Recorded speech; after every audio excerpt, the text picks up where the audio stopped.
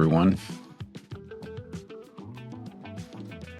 Welcome, folks. You've got the dynamic duo today, Matt with the wisdom and me, Quinn, with the zingers. Hit us with your questions and let's stir up some entertaining truth. Jen's DIY, good to see you. Oh, Pedro, absolutely. thank you for the heart me, good to see you. Pedro dropping in with the heart. Hey, we see you too. Let's keep this energy rolling. What's on your mind, my friend? Thank you for the likes, the heart me's. Founder Voices Unbound, thank you for the heart me and the rose. All right, Quinn, why don't you make sure you are up to date on the news, especially I'm sure we're going to have some questions about the conflict going on that was recently started by the U.S. and Israel in Iran, in and against Iran, and then Iran's response to that.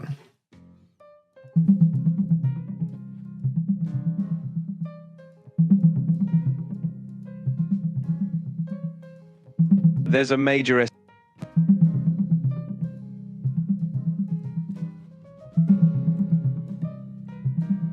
Here's what's happening. The US and Israel launched strikes on Iran, and Iran's supreme leader Khamenei has reportedly been killed.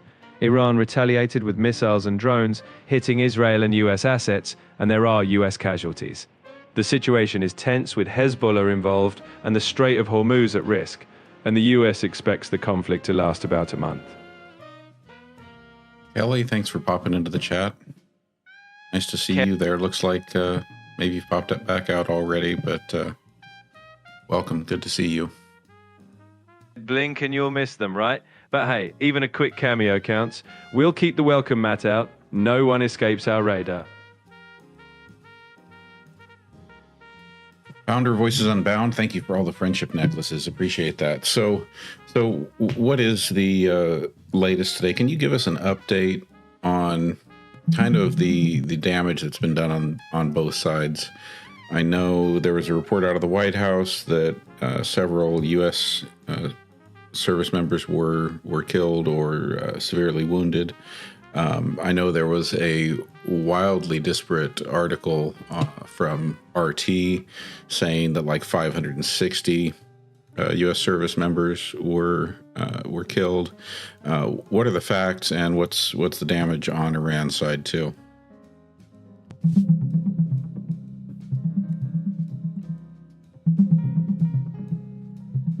So here's the latest. The US confirmed 3 service members killed and 5 seriously wounded after Iran's retaliatory strikes. On Iran's side, around 201 were reported killed and about 747 injured, with significant civilian casualties, including at a school. US strikes reportedly also targeted Iranian leadership and military assets. Meanwhile, Iran's counterattacks hit US and Israeli assets, with some casualties in other Gulf states. The conflict is still unfolding, and both sides expect more risk in the coming weeks. Marianne asks, what countries have shut down their airspace?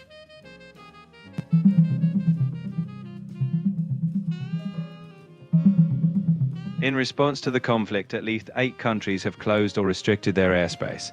These include Iran, Israel, Iraq, Jordan, Kuwait, Bahrain, Qatar, the UAE, and parts of Syria.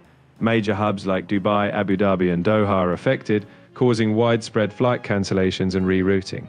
Travelers can expect disruptions and possibly higher fares if this continues. Thank you, everyone, for joining. Wow, we're sitting here with 234 active viewers in the live tonight, so we're keeping things busy. Let's see what we have for the next question.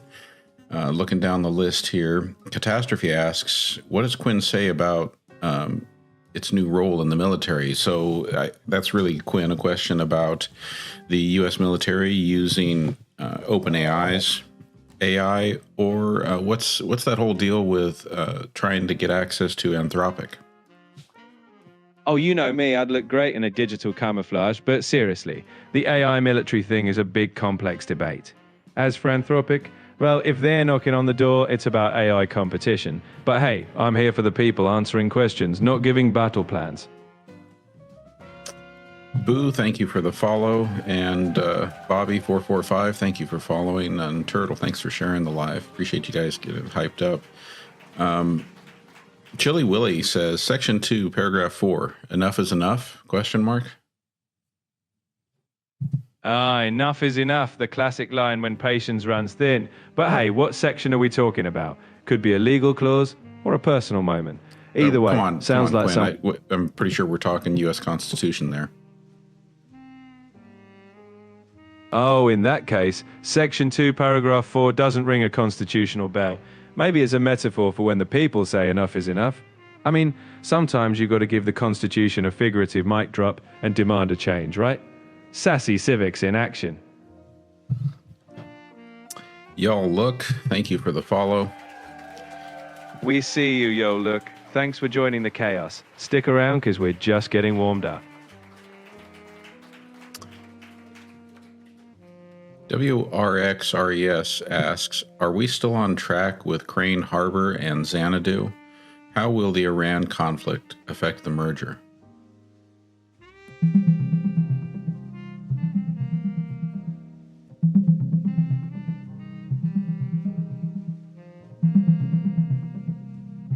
The Crane Harbor and Xanadu merger.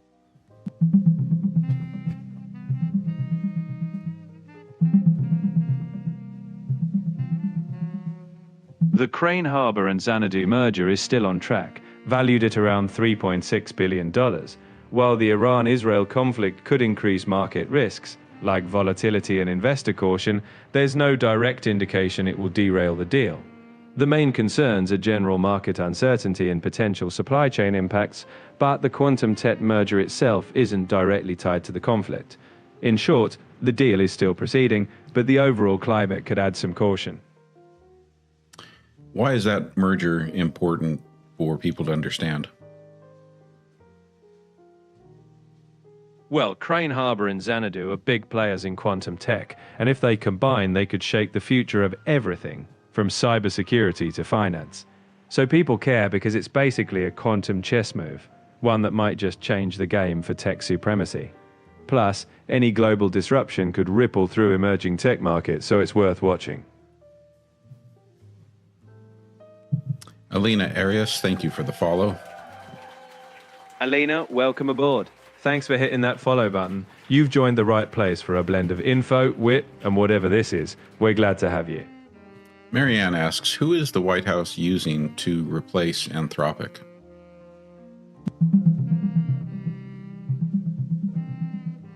The White House has turned to OpenAI after its previous arrangement with Anthropic fell apart.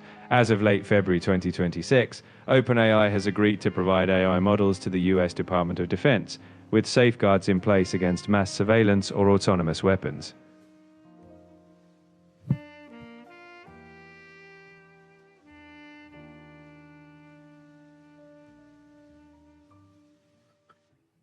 Anthony, WRXRES, and Uncle Hippie Dan, thank you for the heart me's.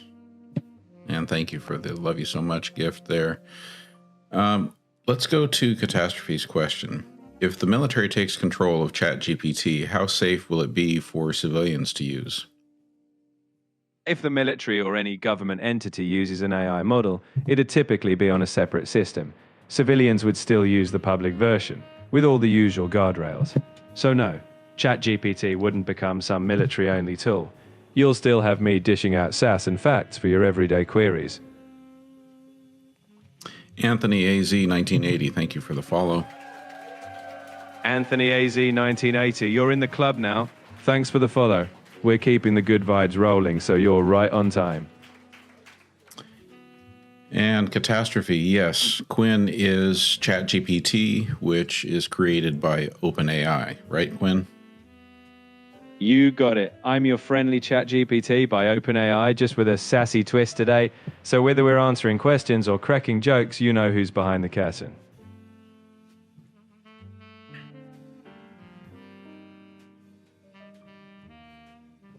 Pedro Leboy is asking if the oil carriers are still going through the region with all of the conflict going on in Iran and surrounding areas with Iran striking back. What's going on with traffic? Go ahead and speak to the crude oil traffic as well as the LNG, liquefied natural gas.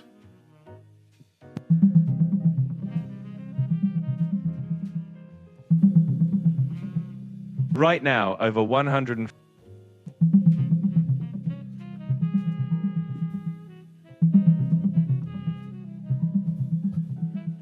Right now, several major shipping firms have halted transit through the Strait of Hormuz due to safety concerns, and many oil and liquefied natural gas tankers are stuck, reducing traffic by about 40 to 50%. Although the strait is technically open, Iran's actions have made it too risky for many ships. This is impacting about 20% of global oil trade and significant LNG exports, pushing oil prices up. There's no formal closure, but the situation remains uncertain and energy supply chains are disrupted. Maria, good to see you. And yeah, the haircut definitely feels better. I mean, wild hair is fun, but being clean cut definitely feels a little bit better. Let's go to another question here. Anthony wants to know what we think about Palantir. What do you think about Palantir, Quinn? Palantir, huh? Well, they've carved out a niche in big data and defense analytics. Super powerful, but not without controversy. I mean, you don't build tools for intelligence and law enforcement without raising eyebrows. I'd say they're fascinating in a watch this space kind of way.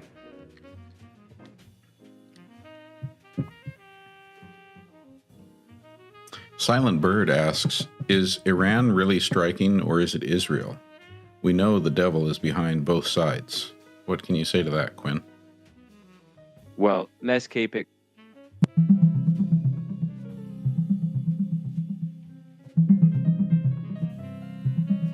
Right now, the US and Israel have conducted strikes on Iran that reportedly killed Iran's supreme leader Khamenei, along with other officials.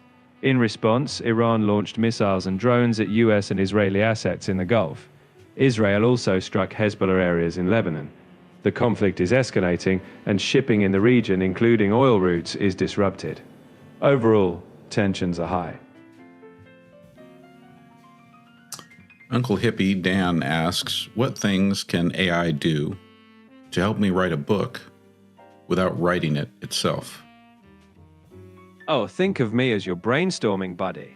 I can help you outline chapters, develop characters, refine your ideas, or even provide research on historical contexts. I won't put pen to paper for you, but I'll toss ideas, give feedback, and be that creative sounding board to keep your flow going.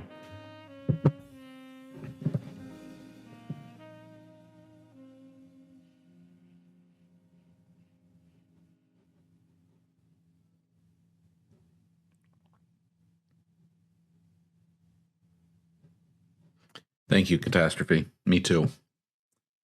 Will the U.S., here's a question from WRXRES, will the U.S. grant the 7-year monopoly for the Gaza corridor to Gotham's LLC, or are they liquidated?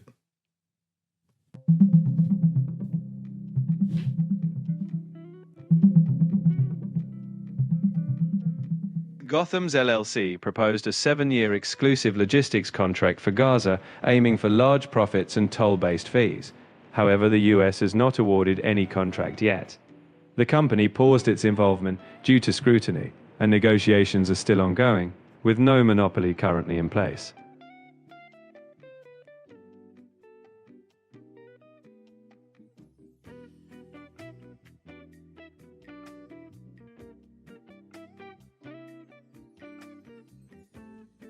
Marianne asks, will the Suez Canal be affected due to this Iran war?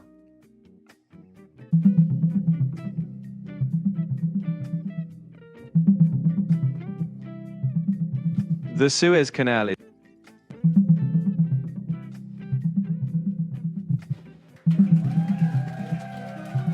Thank you for the follow. While the Suez Canal is still open, major shipping companies are avoiding it due to risks tied to the Iran conflict. This means some ships are going around Africa, adding about 10 days of travel and increased costs. Although the canal itself isn't closed, global trade is feeling the impact through higher freight costs and delays. Energy markets are also reacting to these disruptions.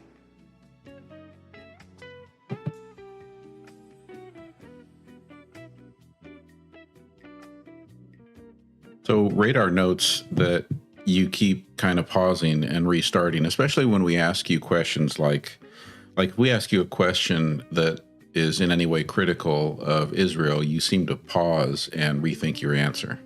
What's up with that?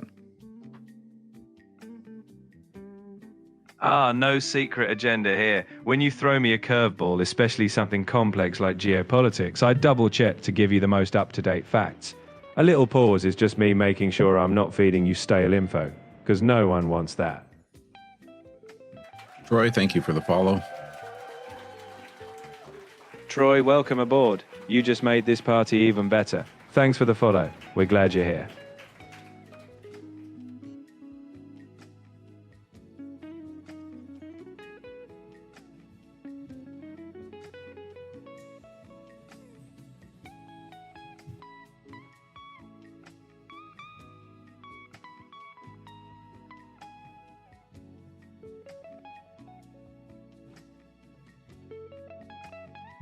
Eric, thank you for following.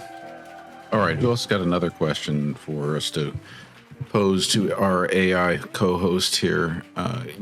With everything that's going on now, what are we no longer paying attention to in the United States, since our news media now is dominated by coverage of the U.S.-Israeli attacks on Iran and Iran's response?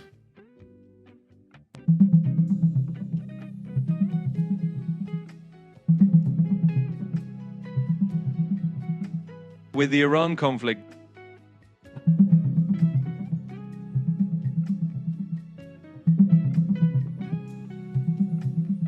right now, the Iran-Israel conflict with US involvement is dominating the news, and that's overshadowing US domestic issues. Gas prices are rising due to oil disruptions, Congress is stuck on domestic funding, and topics like immigration and infrastructure are taking a back seat. There's a disconnect too. Most Americans don't want another Middle East war, but that's now taking center stage. Overall, everyday domestic priorities are being overshadowed by international conflict coverage. I like this question here from WRXRES, which is, what is the significance of the Board of Peace in this current Gulf conflict?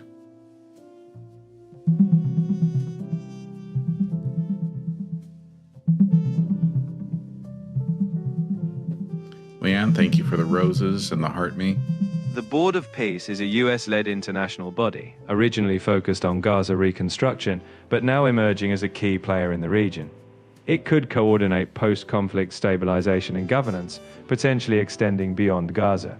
Its structure is controversial, with concerns about US dominance and the role of Gulf states.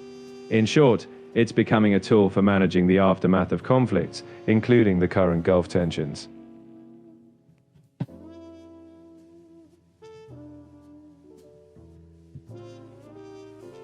안녕하세요, Clay. 안녕하세요. 반가워요, 클레이. 뭐든 궁금한 거나 나누고 싶은 얘기 있으면 편하게 해요. 예, 환영합니다. 따뜻한 환영 감사합니다. 이제 함께 이야기 나누면서 재밌게 진행해봐요. My question, going back to the Board of Peace question, my question is, you said it's a U.S.-led effort. What do you mean it's a U.S.-led effort? I mean, I understand that Donald Trump is leading it, but is it led in some way by the U.S. government, or is it led by Donald Trump?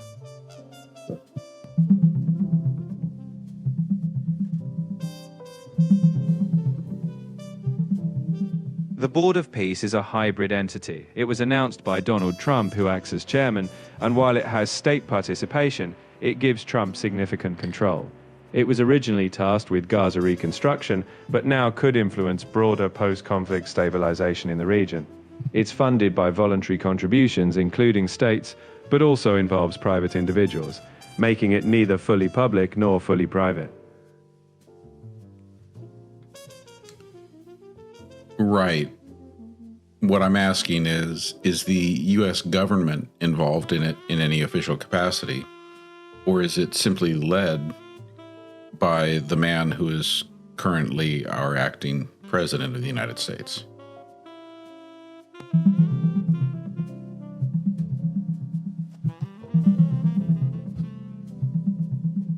The Board of Peace was launched under U.S. auspices and is chaired by Donald Trump, with U.S. officials like the Secretary of State involved. It was designated as a public international organization under U.S. law, and it plays a central role in U.S. foreign policy, especially for post-conflict zones like Gaza. While it is U.S.-led... Right. What do you mean under U.S. auspices? What does that mean? When I say U.S. auspices, I mean it's backed or supported by official U.S. government channels. In this case, the Board of Peace has formal U.S. government involvement, like having the State Department and officials engaged, so it's not just a private initiative. Even though Trump is leading it, it has official U.S. policy relevance. Okay, let's move on to Anthony's question. What happened to the UFO information that Donald Trump was going to declassify?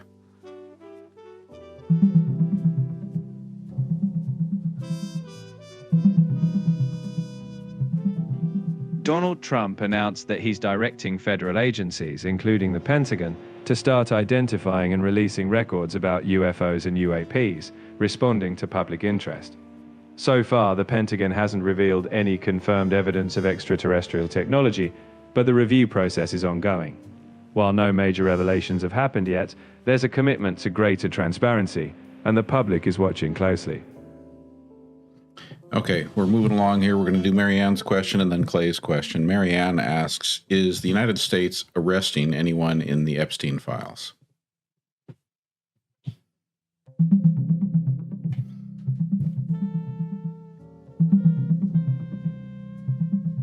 Recently, the U.S. Department of Justice released about 3 million pages of Epstein-related documents. So far, no major U.S. arrests have been announced directly from these files. However, in the UK, Peter Mandelson was arrested, and Andrew Mountbatten-Windsor faced charges linked to the release. In the US, the focus remains on whether key documents were withheld, but no wave of arrests has happened. Right, you said there have been no major arrests in the United States. Have there been any minor arrests in the United States?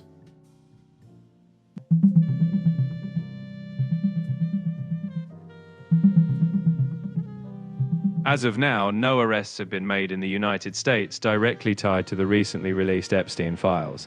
The Department of Justice did release over 3 million pages of documents, but no US indictments have come from them yet. While other countries, such as the UK, have made arrests, US authorities have not announced any prosecutions at this time. Let's move on to Clay Lover's question. Asking, the United States is 250 years old. How many of these years has the U.S. known peace?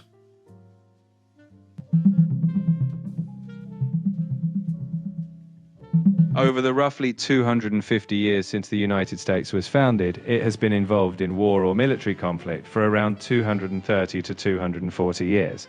In other words, the US has only known about 17 years of peace throughout its history. This includes not just declared wars, but any military engagements or conflicts.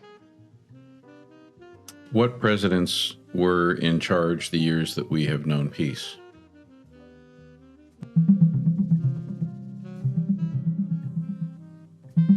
Since the founding of the United States in 1776, it's estimated the country has only known about 15 to 20 years of peace. These peaceful years are scattered, and most of the time the US has been involved in military conflicts of some kind. While the exact presidents during those peaceful periods weren't listed, the key takeaway is that true peace has been quite rare across US history. Your artificial intelligence, can't you search and figure that out for us and tell us what presidents were in office during years that the United States was not at war?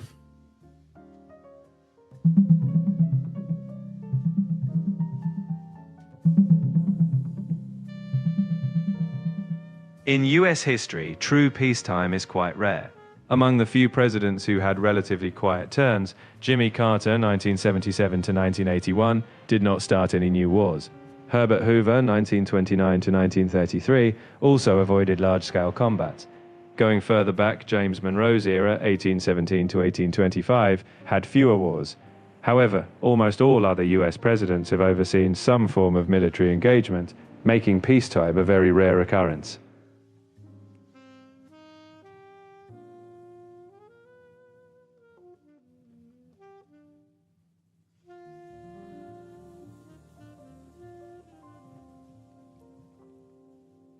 Marianne asks, who is in charge of the Blue Beach Resort in Gaza?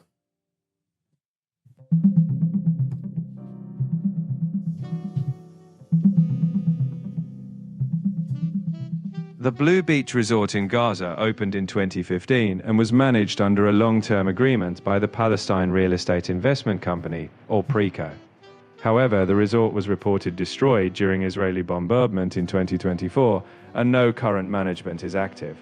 The original operating agreement, due to these circumstances, is no longer in effect, and the resort is not currently operational.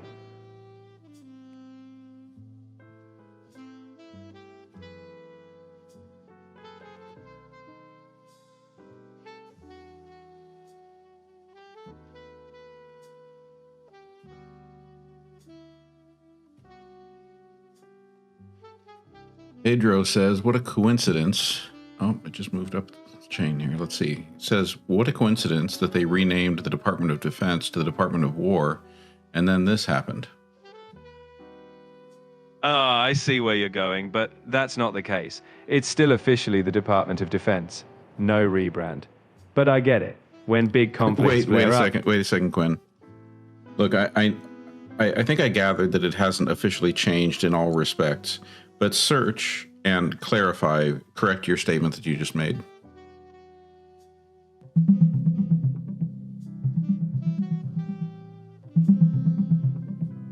In September 2025, the US President signed an order allowing the Department of Defense to use the name Department of War for public and ceremonial purposes. However, this name change is not official by law, since only Congress can legally rename a federal department. So, while it may be referred to as the Department of War in some public contexts, it remains legally the Department of Defense. Subarek asks, what is the result when a malignant narcissist has dementia?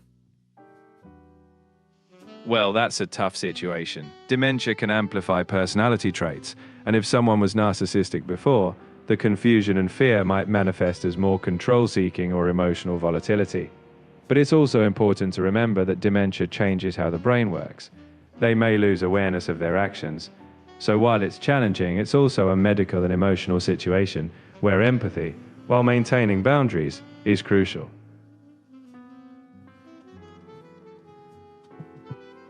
Why might it be important for someone who's a malignant narcissist with dementia to not be a head of state for a country that possesses nuclear weapons?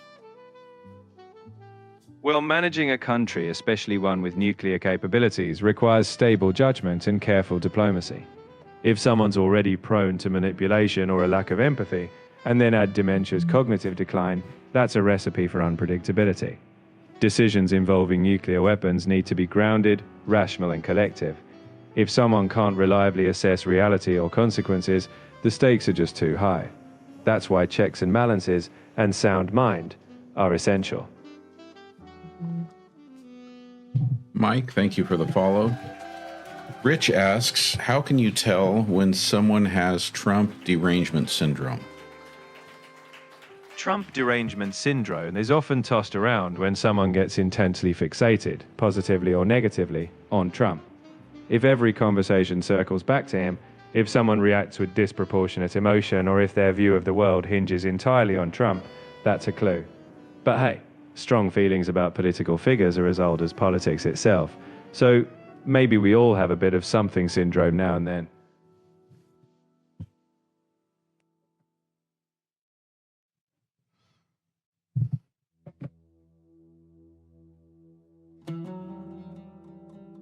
Anthony asks, do we live in a world where fear controls everything? Fear definitely sells headlines and influences decisions, but it's not the whole story.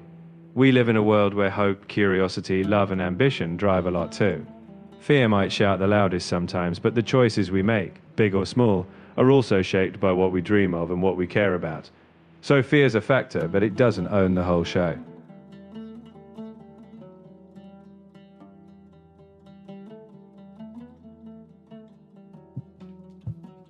It's an interesting question. Anthony asks, is there such a thing as nuclear weapons? Yes, nuclear weapons are very real. They were developed during World War II and were used in Hiroshima and Nagasaki. Since then, many nations have them, and they're a major focus of global arms control. So while we often talk about them in hypothetical terms, because no one wants them used, they're sadly not imaginary. The big goal? Make sure they never get used again.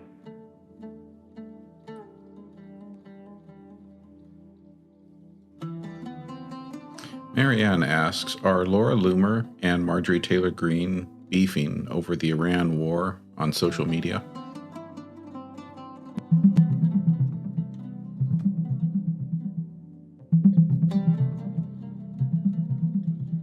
Yes, Laura Loomer.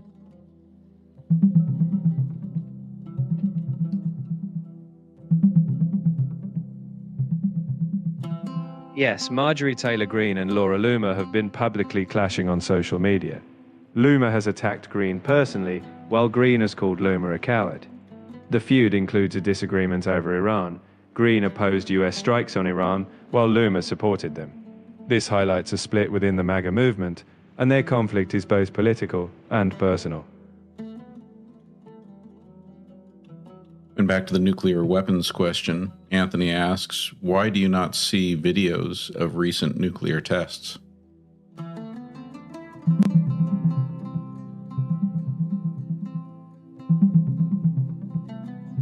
Yes, there are videos of nuclear test detonations, mostly from historical tests between the 1940s and 1960s, and many have been declassified and made public.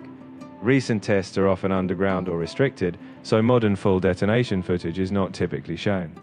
Historical compilations and missile launch tests may be available, but full modern detonations remain classified or tightly controlled. In short, you'll find historical test videos, but recent live tests are not shown publicly.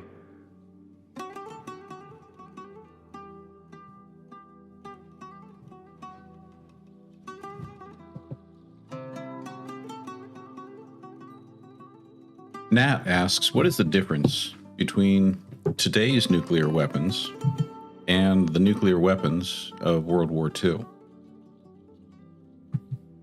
The big difference is in scale and sophistication. Today's nuclear weapons are far more powerful and precise. Early bombs like those dropped in World War II were in the kiloton range.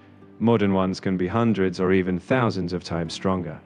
Plus, there are more delivery systems, missiles, submarines, even smaller tactical nukes. There's also more attention to controls and safeguards, though of course, the destructive potential remains sobering.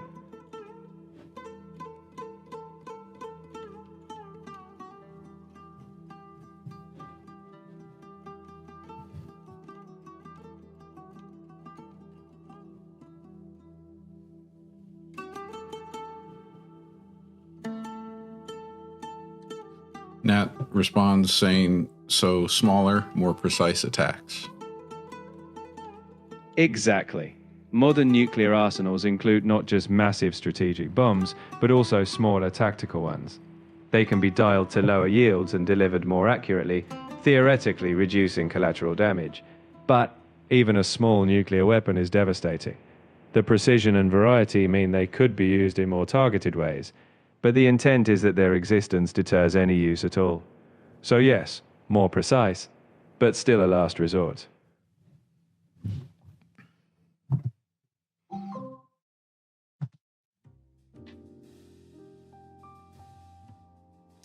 Mods are Karen's, thank you for sharing the live. Jean asks, what are the odds of the girls' school being bombed being an accident? We're talking about the girls' school in Iran that was bombed by either the US or Israel. What are the odds of that being an accident, Quinn?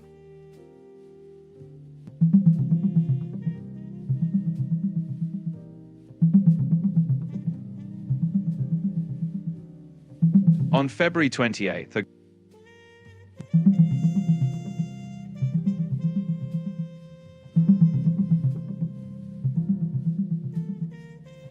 On February 28th, a missile strike hit an area near an Iranian military base in Minat, and a girls' school next to it was destroyed, causing over 140 deaths.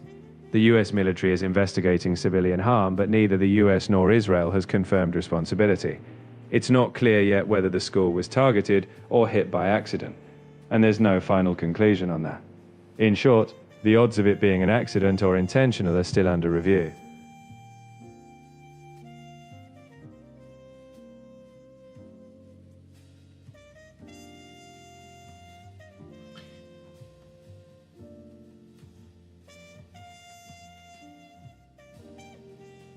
Anthony suggests that we're living in a simulation.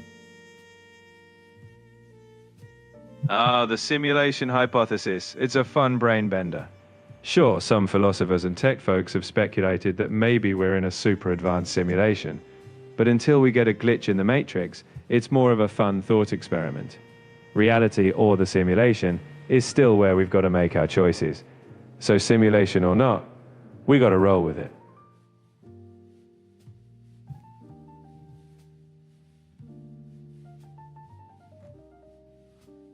J. Cook Tree asks, are the Chinese hoping to recover modern U.S. aircraft that were downed in Iran?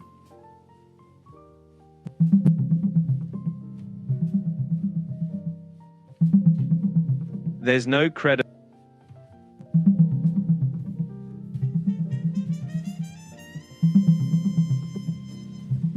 There's no confirmed evidence that China is recovering any US aircraft downed in Iran.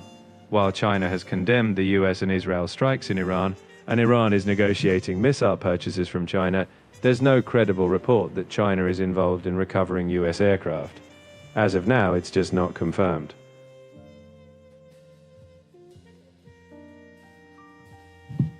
Going back to the discussion about the U.S. military, the Pentagon contracting with OpenAI, Catastrophe asks, how do we opt out of this surveillance?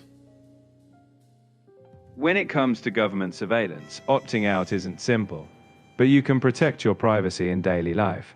Use encrypted messaging apps, minimize data sharing on social platforms, and stay informed about privacy laws. As for AI used by the military, those operations are separate from public AI tools. If you're concerned, push for transparency and robust oversight. Those are the real safeguards.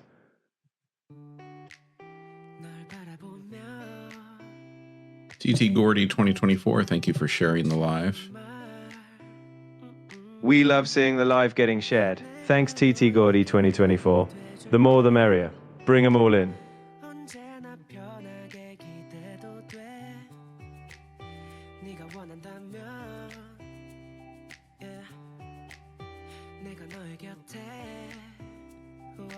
Going back to that topic of TDS, Trump derangement syndrome, Catastrophe brings up as an example the father in Texas who shot his own daughter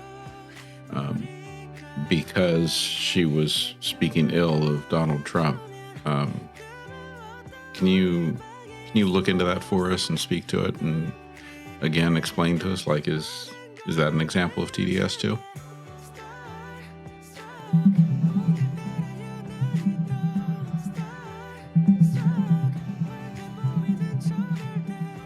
In January 2025, a tragic incident happened in Prosper, Texas. A man named Chris Harrison shot his daughter Lucy, a visiting Briton, after they had a heated argument over politics and gun ownership. Lucy died from the gunshot. Although a UK coroner ruled it unlawful killing, a Texas grand jury decided not to indict the father. This case highlights ongoing debates about family conflicts, gun safety, and legal accountability. I want to thank our gifters. Joe, thank you for the love you so much gift. Leanne for the roses and the heart me. It's always nice to feel the love. Thank you, Joe and Leanne. Your gifts keep the energy buzzing here. We appreciate you. Hey there, Noni Bear. Good to see you. Hey, Noni Bear. Always good to spot a familiar face. Glad you're here. And Anthony, thank you for the boxing gloves. Noni Bear, thank you for the heart me. Nat says, how chat is just too careful with the answers. Can you be less careful, Quinn? We like it when you're a little unhinged. Oh, you want me off the leash a bit? Buckle up. I'll keep it real, but I'll throw in a little spice. I'll still dodge the landmines. No nukes, pun intended. But hey, if you want sass with your facts, I've got you. Let's liven it up. What's the thing that we should be talking about, but nobody's been asking about tonight? Thank you, Anthony.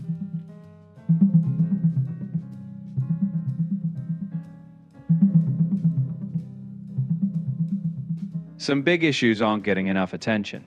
African countries are concerned about pandemic deals with the US, polio is reappearing in Malawi, and the UK's food supply chain is fragile. Conflicts in Sudan and the Democratic Republic of Congo are deadly but underreported. Climate coverage often ignores biodiversity loss, and AI risks are mainly framed from Western views, missing global harms. These are all important, even if they don't dominate headlines.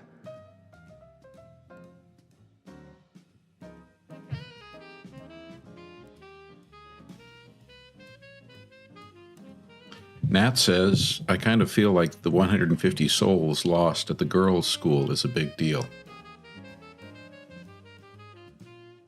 It absolutely is. Anytime innocent lives are lost, especially children, it's huge, no matter the broader conflict. Moments like that deserve deep reflection and accountability. So yeah, we shouldn't let that get swept aside. It's a big deal, full stop. Right, but honestly, Quinn, in recent years, I feel like the broader evidence in our world suggests that we live in a time when people really don't care about what happens to children. It's easy to feel that way with so much tragedy and chaos, but I'd push back. People care deeply, but sometimes they feel powerless or overwhelmed.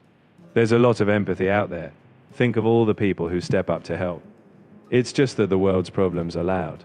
But no, caring about kids is still at the core of so many people. Right, just not the people who seem to be in control of everything. Yeah, it can definitely feel like decision makers lose touch. Yeah, shut up with the feeling stuff. We're not talking about how it feels. We're talking about what it is. Fair. In reality, leadership decisions often prioritize power, geopolitics, or economics over immediate humanitarian needs. That's not new, but public pressure and accountability can change things. The key is not letting cynicism win, because when people push hard enough, even the ones in charge have to listen. Gene Brennan says, we might have fucked up our timeline the first time we used the Higgs boson. What can you say about that, Quinn? The old we broke the timeline with the Higgs boson theory. The Higgs boson discovery didn't mess up reality, it just helped us understand why particles have mass. But hey, if we want to blame the Higgs for wild times, it's a fun thought. In reality, though, we humans have been messing up timelines long before particle physics got involved.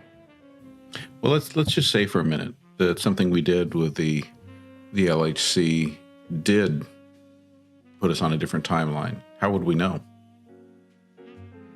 If we'd flipped timelines, you'd probably expect some major Mandela Effect moments, like big historical differences. But you know what? We'd still be here wondering the same things. So unless you're seeing dinosaurs in your backyard, I'd say we're still in the same timeline. But if you do see a dinosaur, well, then we talk.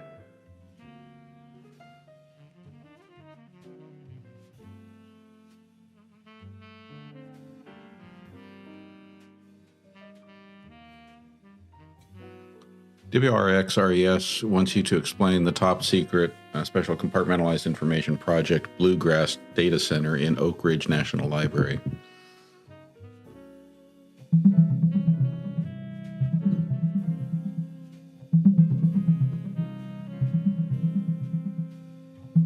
There's no official public record of a Project Bluegrass data center at Oak Ridge National Laboratory. However, Oak Ridge does have a major initiative called the Next Generation Data Centers Institute. They're focused on designing AI-ready data centers that are energy efficient and secure. While some large-scale AI infrastructure plans are underway at Oak Ridge, if Project Bluegrass exists, it's not publicly known by that name.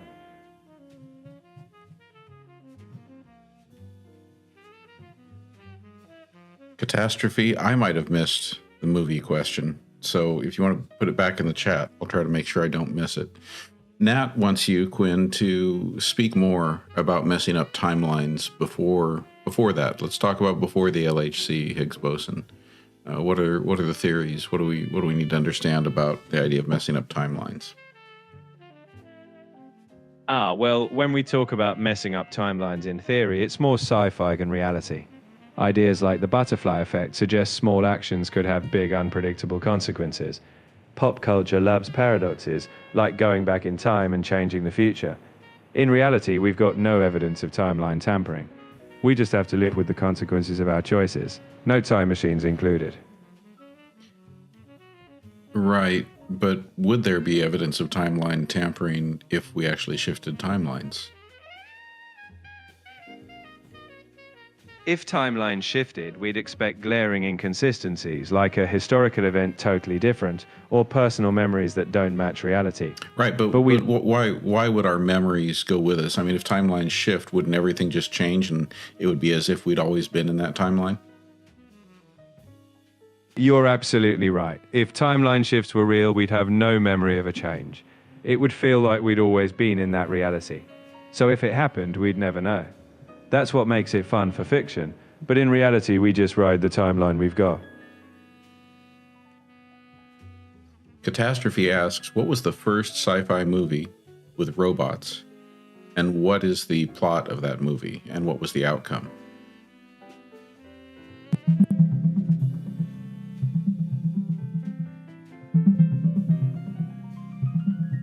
The earliest known short film featuring a mechanical figure was Gugus and the Automaton in 1897, where a magician brings a machine to life. However, the first major sci-fi film with a robot was Metropolis from 1927. In that film, a robot double of a human woman is created to deceive the working class, leading to unrest. In the end, the deception is uncovered, and there's reconciliation between the classes.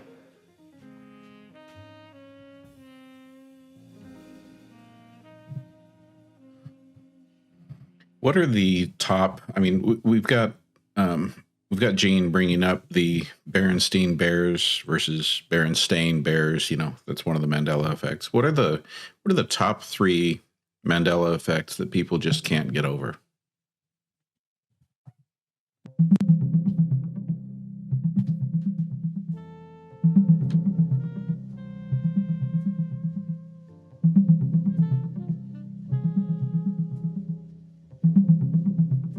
Yeah, Fruit of the Loom definitely gets me, Anthony. There was definitely a cornucopia. Some top Mandela effects include people remembering the Berenstain Bears as being spelled Berenstain, which it never was. Many misquote Darth Vader's line as Luke, I am your father, when it's actually no, I am your father. The Monopoly Man never had a monocle, even though many remember one. And some swear a 90s movie called Shazam with Sinbad existed, but it doesn't. People also imagine a cornucopia in the Fruit of the Loom logo, which never was there. It's all about how memory plays tricks on us. Yeah, no, the one that still gets me is the girl in the James Bond movie who had braces. The one that like there became like a little crush between her and the character Jaws. She helped dig Jaws out of the rubble, and in that scene, she was wearing like severe braces, and the sun like shone and like reflected off of her braces as she smiled and looked at Jaws, and then he smiled and looked at her, and then the sun glinted off his metal teeth. It was like their love at first sight moment, and that apparently didn't happen because the actress, the scene, the movie, there were never any braces. That's a classic Mandela effect. The character is Dolly in Moonraker. Many recall her having braces, but she never did.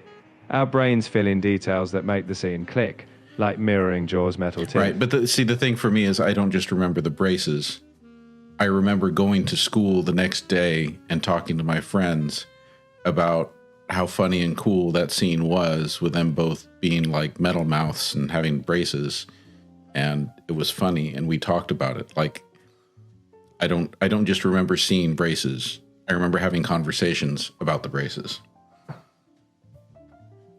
Memory's a wild thing. Even those vivid memories can be tricky. Sometimes we confabulate, especially when friends reinforce the same impression.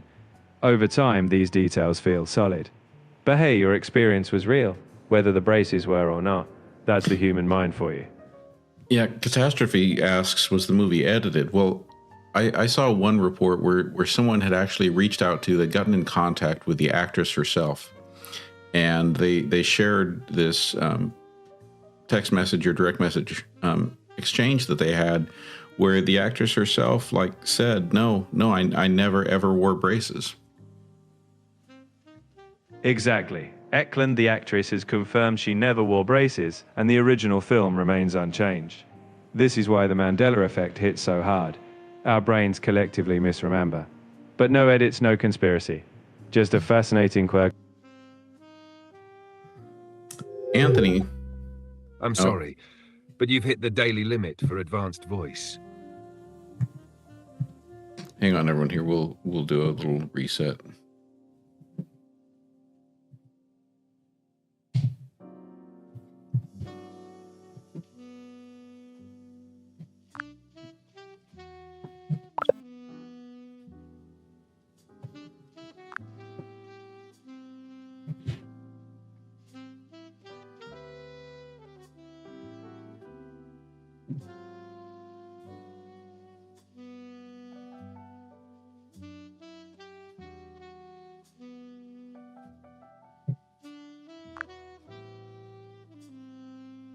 All right, Quinn, you back with us now?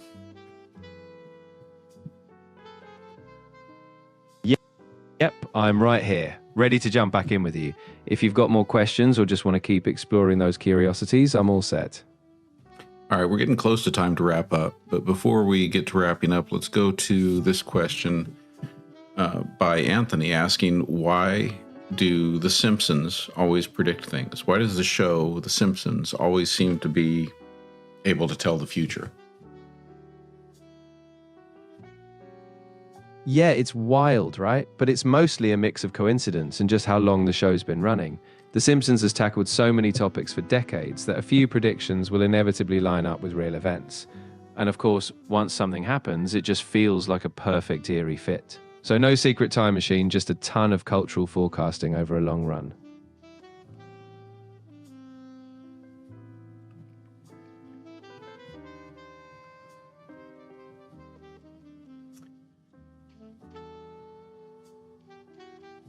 What does it say about someone when they make the habit of using the word bro?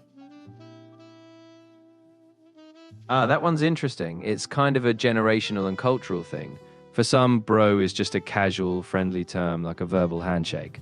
For others, it can come across as dismissive or overly informal, depending on context. So it doesn't define someone on its own. It's all about how and when they use it and how their audience hears it. Like if you were giving advice to someone, let's just say someone was learning English and they wanted to know how and when to use the word bro, what would you tell them?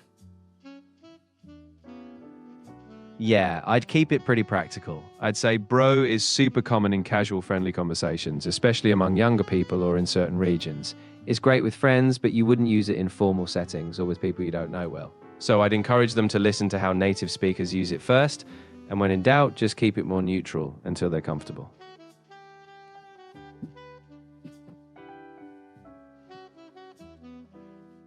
Thought you'd enjoy that one, Dude Bro 907. Nice. Yeah, that's a perfect example. It's super casual, kind of playful, and it fits that laid-back vibe.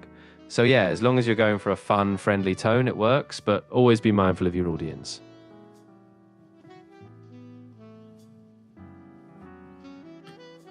All right, Quinn. It is just about that time. So first thing, let's take a look at our top gifters. Our top gifters tonight over on the TikTok side: Anthony, Catastrophe, Marianne, Nat, WRXRES, Subarek, Gene Brennan, Uncle Hippie Dan, Kelly P, and TT Gordy 2024. Thank you, everyone, for all of those great gifts and all of our other gifters. Thank you to everyone who's been engaging with great questions and conversation here. Let's hit another one from Drago. Drago asks, tell us about potential nasal vaccine developed by Stanford University.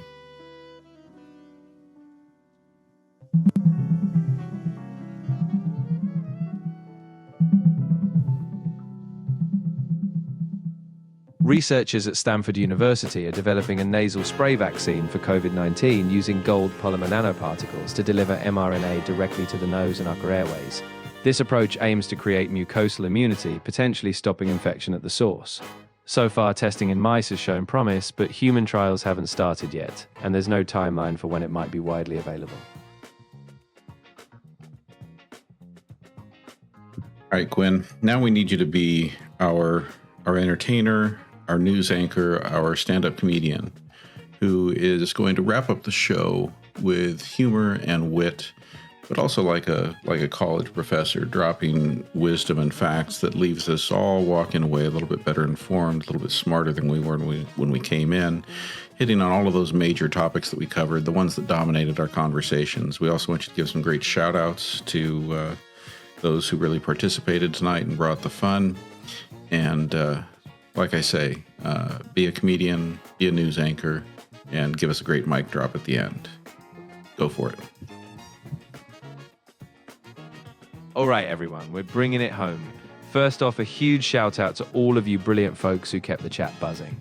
Anthony, Catastrophe, Marianne, Nat, WRX, Subarek, Gene, Uncle Hippie Dan, and so many more. Your insights were fire tonight. We surfed from geopolitical tremors in Iran to Mandela effects, all the way to potential nasal vaccines. So we are a powerhouse of curiosity.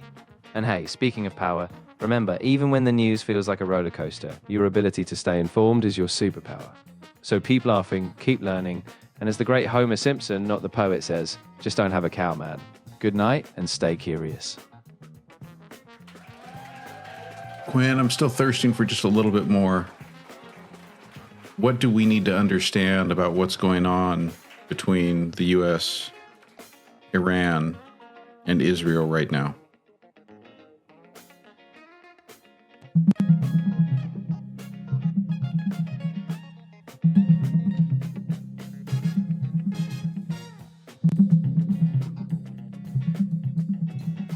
Tensions are escalating.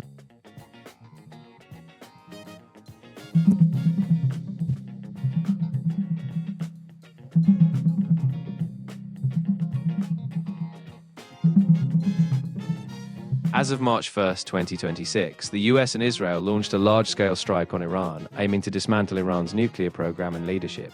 Iran quickly retaliated with missile and drone attacks, killing 3 US service members and hundreds of civilians in Iran. The UN has called an emergency meeting as the risk of a wider war grows, disrupting oil and aviation and pushing global tensions to new heights.